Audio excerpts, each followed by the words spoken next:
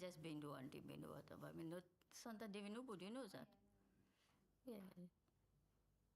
Sekunde hui santa now.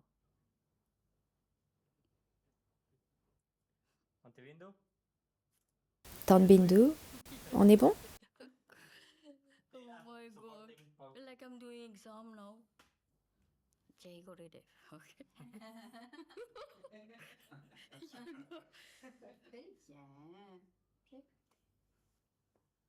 Jai Gurudev tout le monde. Jai Gurudev. Grande surprise. Merci à Guruji pour cette surprise. Car juste après la pause, je suis descendue et je suis tombée sur Tina, la sœur de Guruji et sa mère, Tante Bindu.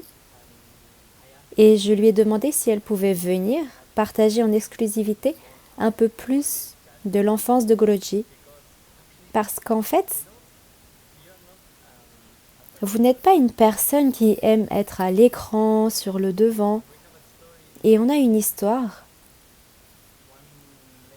C'était à Springen, une femme m'a proposé, elle était dans une voiture de golf, de m'emmener jusqu'aux appartements de Guruji. Et j'ai dit à cette femme, ok, allons-y.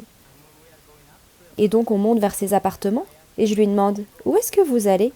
Et elle me répond, je vais rendre visite à Guruji. Et je lui dis, oui, mais vous ne pouvez pas juste vous présenter chez lui comme ça, vous devez avoir un rendez-vous. Et elle me répond, non, c'est bon, c'est ok. Et j'insiste, non, mais vous ne pouvez pas juste aller frapper à sa porte comme ça, il doit vraiment savoir que vous venez. Et cette femme, timidement, elle me dit, je suis sa mère. Et je me suis sentie tellement mal, je ne sais pas si vous vous en souvenez. En fait, je me sens tout timide parce que, oui, vous restez souvent à l'écart, vous n'allez pas être sur le devant les caméras. Donc tout d'abord, un grand merci d'accepter de partager. C'est un tel trésor d'avoir de vive voix ces histoires de Guruji, de son passé. Donc, Tante Bindu, bienvenue. Merci d'être là. La première question, je pense que tout le monde veut savoir, c'est comment s'est passé l'accouchement, la naissance de Guruji. S'il y a eu des complications ou si tout s'est bien passé. Étiez-vous stressé à l'époque? Votre famille vous a-t-elle aidé? Non, je ne savais pas. C'était mon premier bébé, je ne savais pas comment ça allait se passer. C'était normal, oui. Alors c'était un accouchement normal, oui. Est-ce que son père était présent à l'époque? Pardon, est-ce que le père de Guruji était présent lors de l'accouchement? Non. Il n'a pas pu venir? Non. Il n'était pas là. Est-ce qu'il travaillait ou... Il était à la maison. J'étais à l'hôpital. J'ai dit que j'allais mettre son bébé au monde et après la naissance, il est venu nous voir. Est-ce que c'était à la dernière minute? Non. On m'a mise dans une chambre après la naissance et toute la famille est venue nous voir. Et comment avez-vous choisi son prénom? Quand il était petit, on l'appelait Papou. Papou? Oui. C'est ce qui est inscrit sur son passeport, non? Non. Quand vous êtes mauricien, vous avez 2 prénoms. Papou est un prénom au sein de la famille, puis il y a le vrai prénom. Mais le vrai prénom, comment l'avez-vous choisi? Comment avez-vous choisi son prénom? Le vrai prénom. Comment donnez-vous un nom à un bébé? Ah, on l'appelait juste Papou. C'était Papou à ce moment-là. Ok, d'accord. Nous avons entendu dire à plusieurs reprises que Guruji avait mangé des graines empoisonnées. Oui, il avait environ 2 ans et demi, 3 ans, quelque chose comme ça. Je l'emmenais à un mariage, le mariage d'un membre de la famille. Il avait une belle cravate, un beau costume et tout.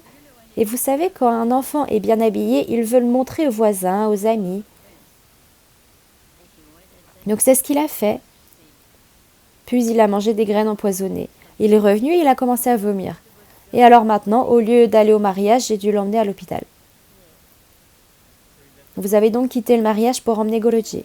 Oui, On ne pouvait pas aller au mariage comme ça. On a dû aller à l'hôpital au lieu du mariage. Et le mariage était un mariage de... Oui, c'était un mariage familial. Et puis il est resté quelques semaines, non, quelques jours. Et après ça, il est rentré. Quelques jours à l'hôpital, oui, mais il était toujours...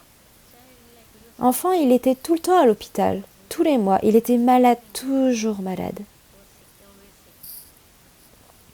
Quel genre de... Qu'est-ce qui lui arrivait? Il était malade. Tous les mois, je devais aller à l'hôpital avec lui.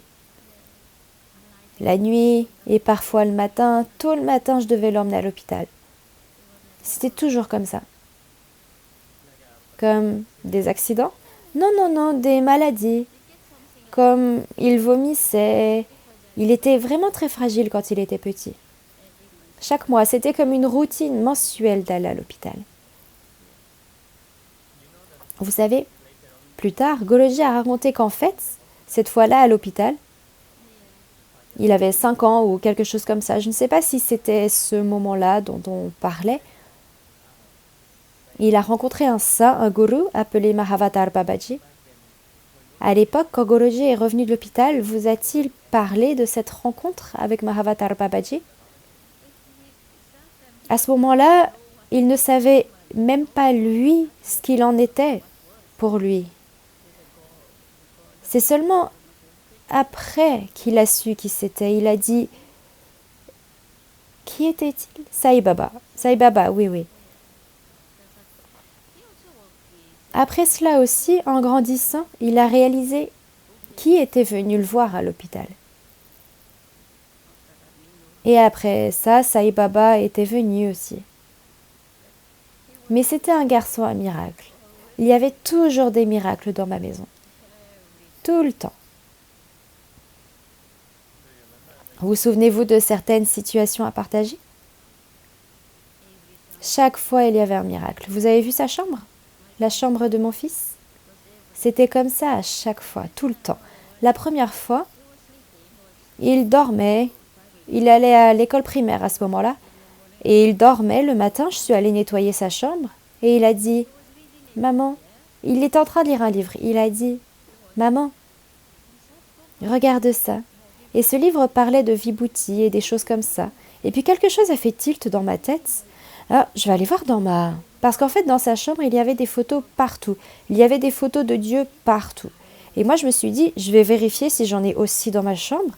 Et quand j'ai regardé, j'ai vu un tout petit peu de blanc, tout petit de vibhuti. Et j'ai crié, « T'as mis ça pour que je croie ?» Et il a dit, « Non, maman, ce n'est pas moi. » Mon Dieu, je me suis mise à regarder partout, parce que je ne suis pas une personne spirituelle. Enfin, je ne l'étais pas. Et puis j'ai dit, c'est toi qui as mis ça là, non? Et il a dit, non, maman. Et il m'a dit, maman, mais lis ce livre. Je t'ai dit qu'il y avait beaucoup de miracles. Et puis j'ai eu ce déclic dans ma tête. Je vais aller voir les photos. Et quand je me suis approchée, j'ai vu un peu de vibhuti partout. Et je lui ai crié dessus, t'as mis tout ça pour que je croie? Et il répondait, non maman, ce n'est pas ça. Et j'ai dit, eh ben je veux que tu nettoies tout ça. J'ai dit, nettoie.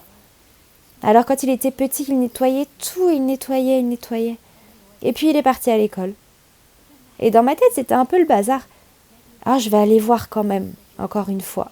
Au bout de 15-20 minutes, et la pièce s'était remplie de vibhuti encore. Et à ce moment-là, il n'était plus à la maison. Alors qui pouvait avoir mis ça là? Mais dans ma chambre, il y en avait encore plus que jamais. Dans votre chambre? Oui, dans ma chambre. Il y en avait encore plus dans ma chambre que dans la sienne. Ou ça, vous avez aussi des images de Dieu dans votre chambre? Dans toute ma maison, en fait, il y avait de la vibhuti partout. Mais il y en avait plus dans ma chambre que dans la sienne. Et j'ai dit, mais là, il n'est pas à la maison, alors qui a mis cela? Et j'étais triste. Mon Dieu, ma vie était terminée.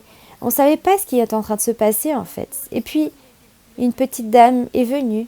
Elle venait toujours rendre visite à ce moment-là. Et puis j'ai dit, Auntie, est-ce que je peux te dire quelque chose? Ne va juste pas le dire aux gens.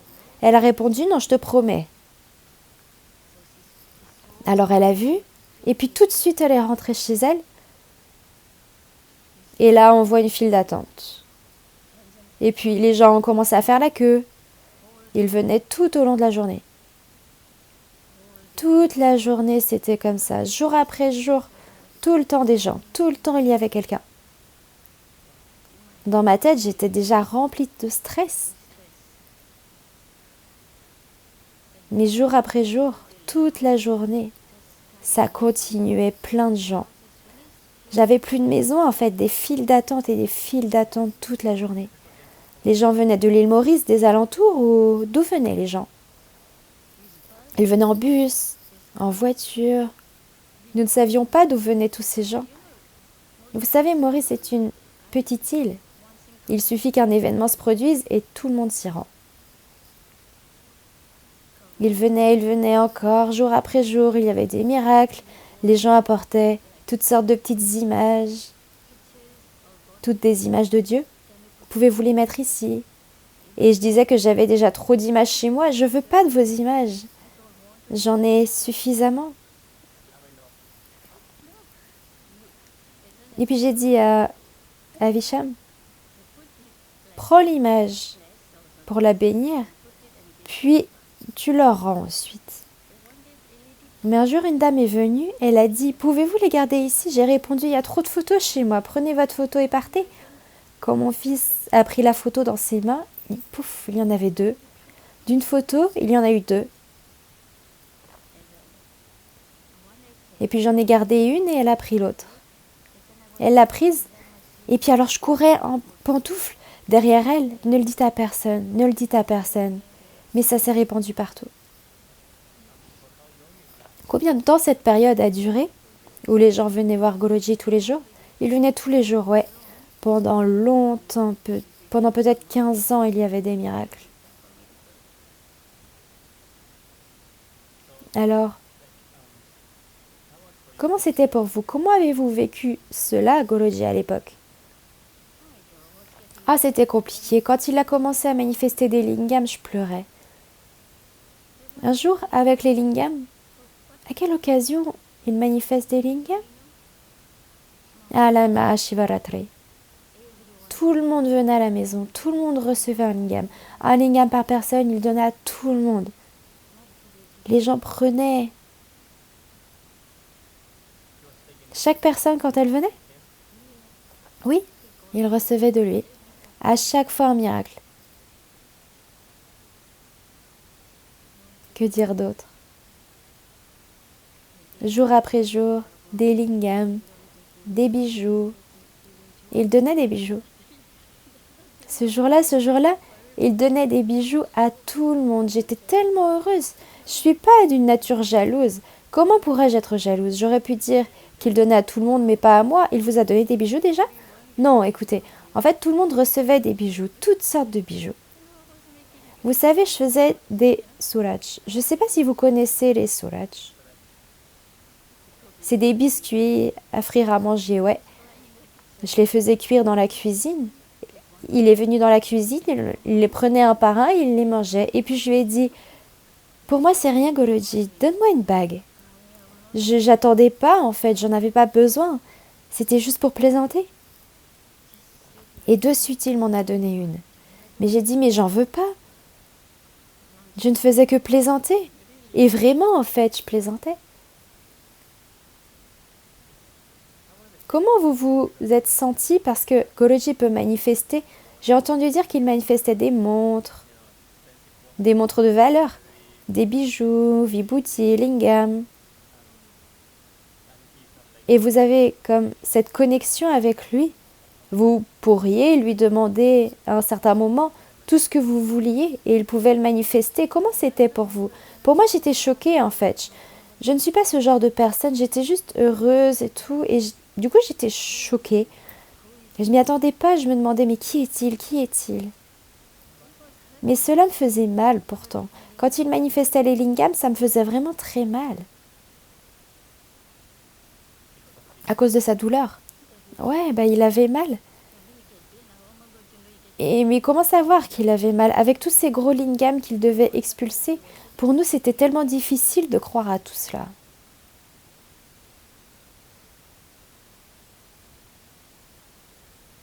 Waouh. Et ça continuait. Et ça continue toujours, les mêmes choses. Et beaucoup de gens me disaient, il achète simplement des choses à l'extérieur, il achète des bijoux à l'extérieur et les donne aux gens. Et je disais, mais écoutez, il est tellement jeune, où pourrait-il trouver l'argent pour ça? Et il disait qu'il achetait puis donnait aux gens. Mais où? Je ne lui donnais pas d'argent.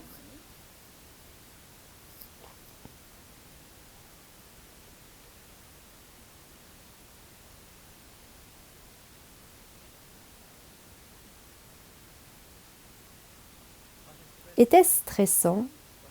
Est-ce que c'était du stress pour vous? Oui, c'était vraiment très stressant pour nous parce que nous ne savions pas ce qui se passait en fait.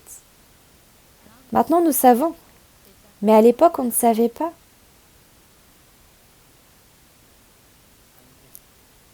Et est-ce qu'il paraissait surpris? Comment c'était pour lui? Il était toujours calme, oui. C'est lui qui vous apaisait? Oui. Mais des fois, quand il était jeune, il était vraiment coquin, vilain. Ce que je faisais, j'étais dans ma cuisine et je l'attachais à une chaise pour que je puisse faire ce que j'avais à faire. Oui, c'est ce que je faisais. Est-ce qu'il restait là? Oui. Combien de temps? Jusqu'à ce que je finisse ce que je devais faire. Je l'attachais. Un jour, je lui ai dit, on va faire des lentilles, ok? Vous savez ce que sont les lentilles. Il est venu, il a pris un petit morceau de savon et il l'a mis dans mes lentilles. Je lui ai donné une petite tape. Tu l'as poursuivi partout? Non, il était juste là, je lui ai donné une tape. Il a mis du savon dedans. C'était beaucoup trop de miracles. Que faisait-il d'autre? Tu disais qu'il était très vilain. Non, pas vilain, il était très gentil. Mais ce qu'il faisait, qui est incroyable, mettre du savon dans notre nourriture. Et je l'attachais, mais pourquoi l'attacher? Parce qu'en fait, quand il n'était pas attaché, il pouvait aller partout. Mais attaché, vous êtes en sécurité, il est là devant vous. Il était comme ça. Si vous le perdiez de vue, il faisait toujours des farces, ou vous dites qu'il était très souvent à l'hôpital? Non, en fait, quand il a commencé à marcher, il disparaissait, il partait chez un voisin, très loin, genre plusieurs maisons plus loin. Et vous cherchiez partout, où est-il, où est-il? Et il avait sa bouteille de lait, son biberon.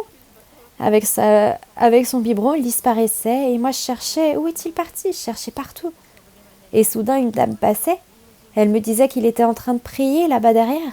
En train de prier, oui, il faisait sa prière. Vous savez, tous les hindous, c'est quoi déjà? Oui, comme un petit temple. Oui, un petit temple. Tous les hindous ont ça. Un mandir, oui, un mandir, un petit mandir. Il faisait ses prières tout le temps. Il disparaissait pour faire ses prières. Donc il allait faire ses prières, quand? Même à l'école. Même à l'école, je l'ai mis à la crèche. Et il emmenait tous les petits enfants faire leurs prières dans la petite chapelle. Et j'ai reçu un rapport, regardez ce qu'il fait.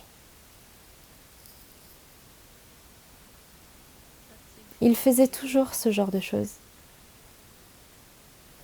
J'ai entendu dire qu'à une autre occasion, Guruji avait aussi bu de l'essence. Est-ce exact? Oui. Mais cette fois-là, j'allais à un mariage. J'allais à un mariage, c'était... Ah non, en fait, il était tout petit bébé. Et à ce moment-là, moi, je dormais. Il a marché. Lui, il était bien réveillé. Et il est allé chercher une bouteille d'essence. Il l'a bu. Il l'a bu. Et ensuite, j'ai couru à l'hôpital encore une fois. À chaque fois, je devais aller à l'hôpital.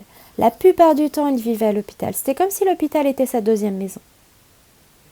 Vous a-t-il jamais expliqué pourquoi cela lui arrivait? Un petit enfant, comment expliquer?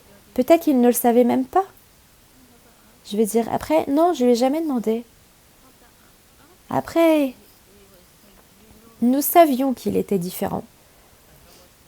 Et comment était-il avec ses amis? Est-ce qu'il avait une bande d'amis? Oui, tous les enfants du quartier venaient jouer. Ils jouaient ici, oui, ils venaient jouer.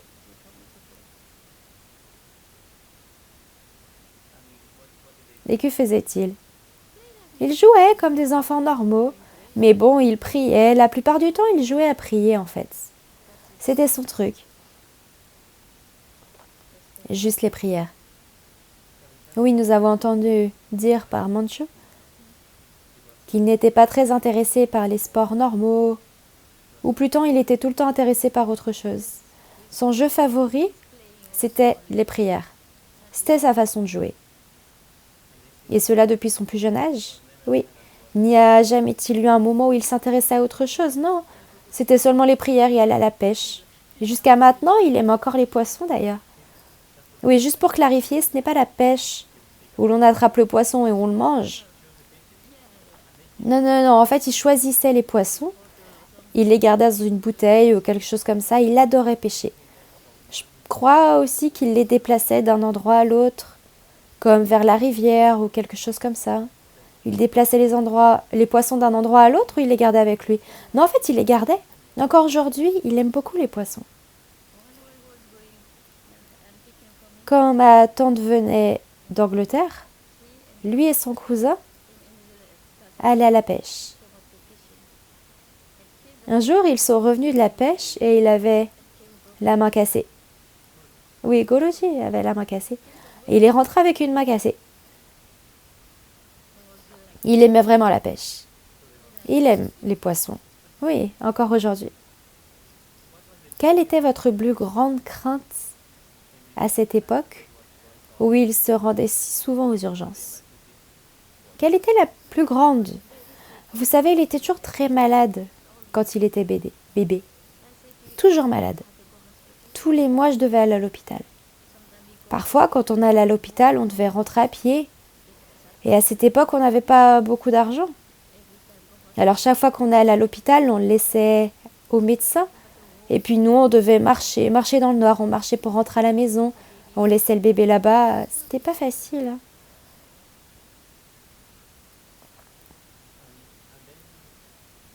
Et puis Tina est arrivée, sa sœur. Oui, sa sœur est arrivée. Au fait, Tina est juste là. C'est notre personne de contact. Comme ça, on a pu kidnapper Tante Bindu. Est-ce que vous vous souvenez de moments entre Tina et Goroji? Comment ils jouaient, ou ils se battaient ou... Oh, il y a un jour, je devais m'absenter à l'extérieur. Je les ai laissés à la maison et je leur ai dit « Restez dans la chambre, ne sortez pas ». Et ils ont répondu tous les deux oui. Et puis ils ont commencé à jouer, tout comme Krishna, à s'habiller, ils dansaient. Et un jour, ils ont mis le feu à mon rideau. Le rideau est à moitié brûlé. Et Tina, c'est ça qu'il faisait, seulement des jeux liés à Dieu.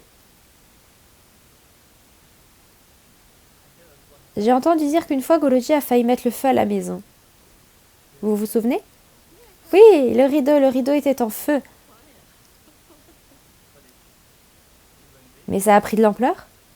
Ça a brûlé la moitié du rideau. Tina a dit qu'il faisait des yagnas à l'époque à l'intérieur de la maison. Oui, la plupart du rideau est à moitié brûlé. Parfois, il y avait le feu à mon lit. Partout, il jouait au jeu divin.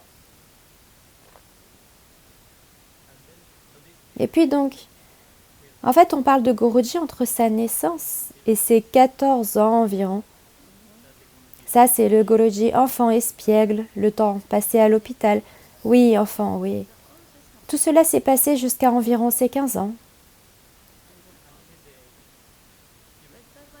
Mais petit, vous savez, tout n'était que jeu divin. Mais alors comment savoir qu'il allait être spécial? C'était comme ça, il jouait et c'était comme ça. Il jouait, il était espiègle, il pouvait mettre le feu ici et là.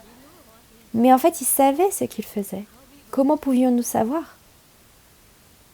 Et il n'a jamais rien dit sur ce qu'il faisait. Non, non, non. Aucune explication. Et comment avez-vous pu accepter cela si facilement? Comment accepter? Il était si différent. Très différent. Après cela, jour après jour, il a commencé à grandir et c'était encore différent. Il grandissait Différent, c'était différent, différent.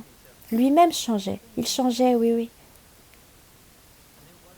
Et puis, quel a été le principal impact sur vous quand Guruji, quand il a eu 15 ans et tout? Du moins, quand il a vraiment commencé à changer, son regard, sa voix. Il est devenu comme un adulte, soudain comme un maître. Mais pour moi, vous savez quoi en fait? Pour moi, c'était comme si mon enfant était normal. C'était comme ça. On le réprimandait en le tapant, comme tous les enfants le sont. Pour moi, c'était très simple en fait. Il y a cette histoire, je ne sais pas si c'est vous, mais quelqu'un a cassé une assiette en céramique sur la tête de Guruji. C'est vous cette personne? Oui. Comment cela a-t-il pu arriver que la seule ressource dont vous disposiez soit de casser quelque chose sur sa tête? Vous savez, parfois ça arrive de se mettre en colère, de prendre des objets et de les casser. Parfois, faire comme ça, Est-ce que vous vous souvenez de ce qu'il avait fait?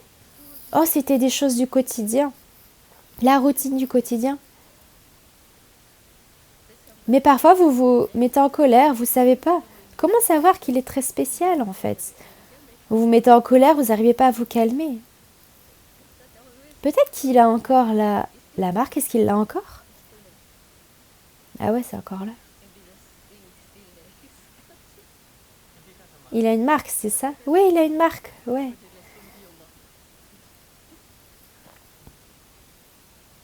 D'accord, donc en fait, pour vous, ça n'a pas changé cette relation mère-fils. Non, non, pour moi, c'est mon fils. Ce qui est spécial pour moi, c'est qu'il est mon fils.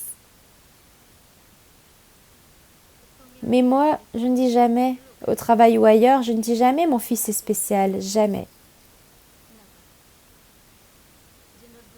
Parce qu'ils ne vous croiront pas.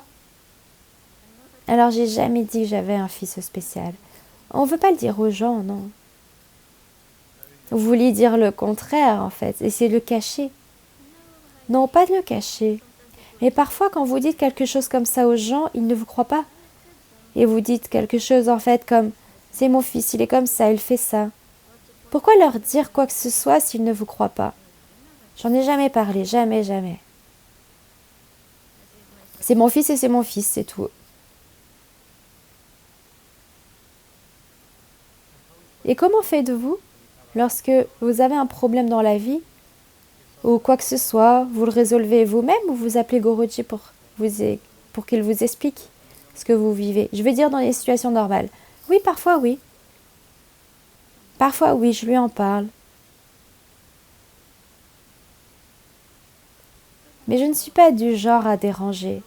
Il a aussi beaucoup de travail. Je lui dis, je vais bien, pas de problème pour moi, je vais bien. C'est votre sentiment, comme s'il était déjà trop occupé pour que vous le dérangiez. Non, je ne le dérange pas. Si j'ai besoin de quelque chose, je lui demande, oui. Oui, mais c'est drôle, parce qu'il a toujours du temps pour tout le monde. Oui, mais parfois, écoutez, en fait, quand j'ai quitté mon travail, je travaillais à l'hôpital, j'ai quitté, c'était trop avec le coronavirus. J'ai dit, je peux pas continuer avec tout ça, et j'étais tellement fatiguée de tout ça. Et puis j'ai dit, bébé, je l'appelle mon bébé, je l'appelle toujours mon bébé. Alors j'ai dit, bébé, je veux quitter mon travail.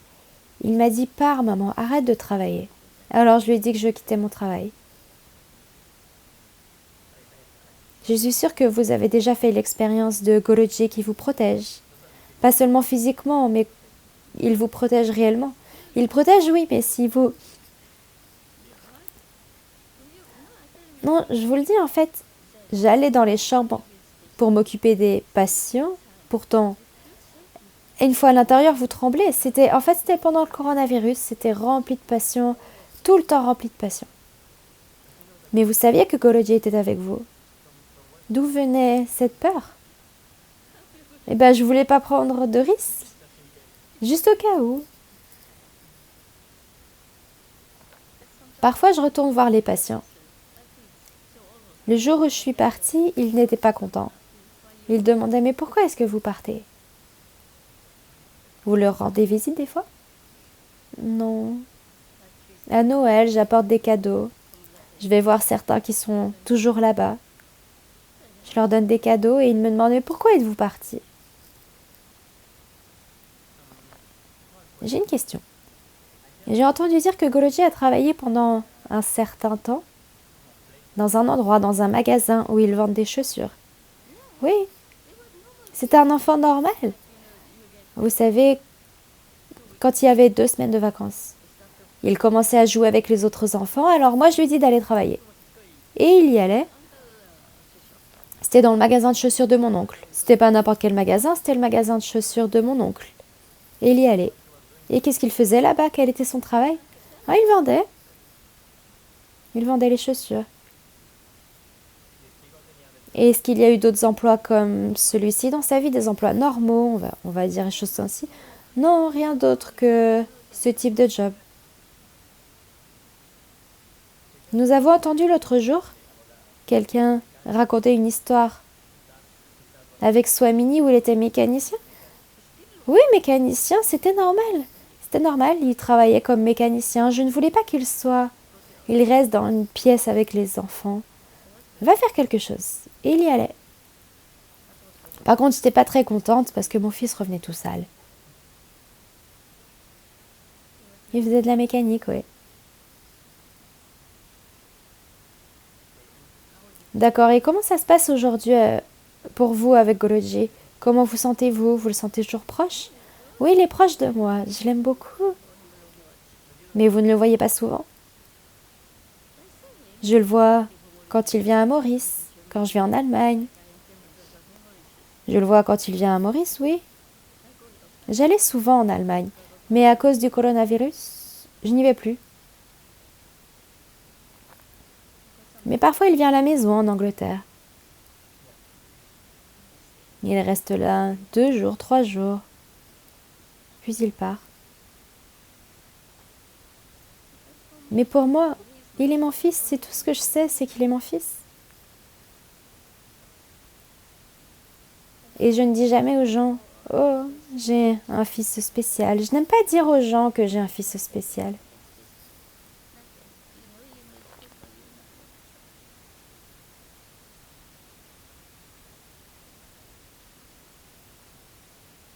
Question. Quelle est la chose la plus folle que vous ayez vue avec Goloji? Rien de fou, rien de fou. C'est drôle parce que toutes les personnes à qui je pose la même question, qui sont avec Goloji depuis 20, 40 ans, ou qui sont des membres de la famille, disent généralement la même chose, comme non, en fait, il n'y avait pas grand-chose. Non, mais tous les parents sont dans la même situation, vous savez. C'est pareil pour tous les parents. Rien de fou. C'était fou quand il était vraiment petit, il faisait toutes ces choses. On ne savait pas ce qui se passait, ça c'était fou. Mais il faisait surtout des choses que vous ne compreniez pas.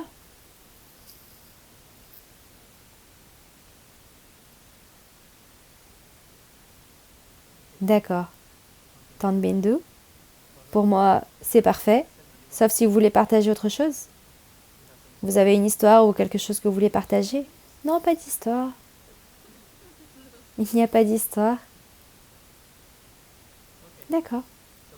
Sur ce, nous vous disons au revoir à tous. Merci d'avoir participé. Merci beaucoup d'être venus.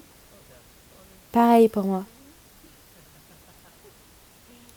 Je vous inviterai peut-être à nouveau la prochaine fois. Ah ouais, merci beaucoup. Allons donc voir le groupe à Maurice et voyons ce qui se passe au studio. Jai Gurudev.